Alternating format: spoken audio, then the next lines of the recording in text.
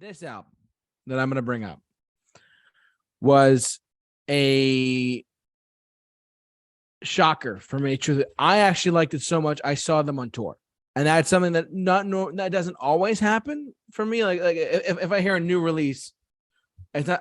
I'd rather go see the artist for the artist and not just to hear the new material. Like I mentioned, Journey. I mean, I'm sure they're going to play some songs from their new album, not all of them, but like some of them from their new album live whenever they tour next year, right?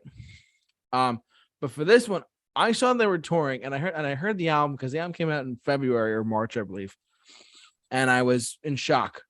I was like mentally unstable for a little while, truthfully.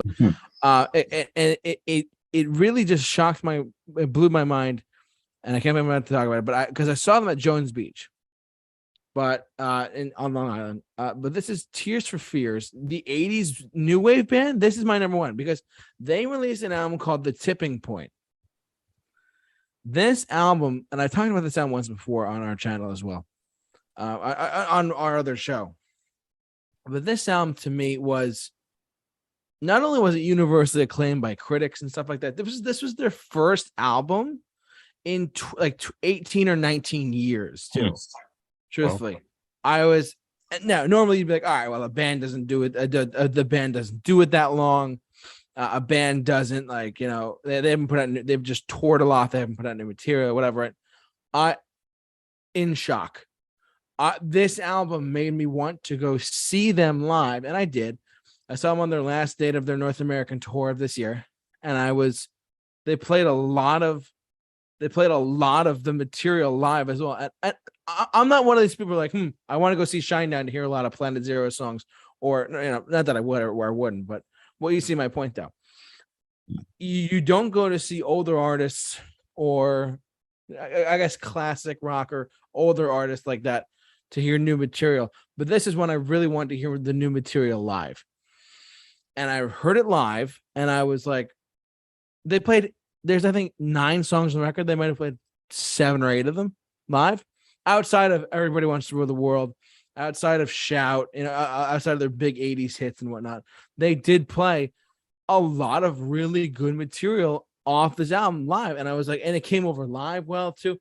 This was the surprise number. This was my number one, yes, but it was also a surprise album too. I was like, Tears for Fears, those 80s guys, give me a break. They're old. There's no way they're gonna but it really I was in shock.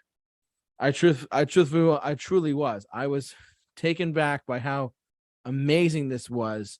And I went with a friend of mine to see them that night. It was his first time at Jones Beach as well.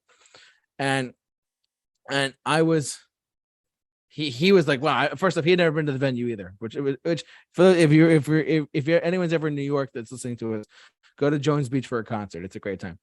But this one was a shocker for me. I mean, the songwriting was great, the material was great. It was just great songs overall. Blown away by it. I mean, it just a modern take showing that rock, an older artist can put out a brand new album that is just that solid and just that sonically good. I was blown away by this. Truthfully, this is my number one for the year of 2022.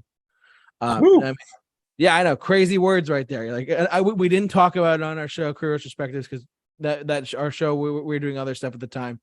But this was under my radar completely. I didn't stream it. I probably streamed it like 20 times.